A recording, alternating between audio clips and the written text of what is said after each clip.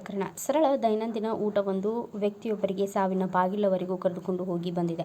ವೈದ್ಯರ ತುರ್ತು ಚಿಕಿತ್ಸೆಯಿಂದ ರೋಗಿ ಸಾವಿನ ದವಡೆಯಿಂದ ಪಾರಾಗಿದ್ದಾನೆ. ಸುಮಾರು 70 ವರ್ಷದ ವ್ಯಕ್ತಿಯೊಬ್ಬರು ಮೂಳೆ ಆಸ್ವಾದಿಸಲು ಹೋಗಿ ಅದು ಅನ್ನನಾಳದಲ್ಲಿ ಸಿಲುಕಿಕೊಂಡಿತ್ತು. ಮೂಳೆ ಅನ್ನನಾಳದಲ್ಲಿ ಸಿಲುಕಿ ಹಾಕಿಕೊಳ್ಳುವ ಮುಂಚೆ ಅದನ್ನು ಚುಚ್ಚಿ ರಕ್ತಸ್ರಾವವಾಗಿತ್ತು. ರೋಗಿ ಉಸಿರಾಡಲು ಸಹ ಕಷ್ಟಪಡುತ್ತಿರುವಾಗ ರೋಗಿಯ ಸಂಬಂಧಿಕರು ಅವರನ್ನು ಸಹ್ಯಾದ್ರಿ ನಾರಾಯಣ ಆಸ್ಪತ್ರೆಗೆ ಕರೆತಂದಿದ್ದಾರೆ.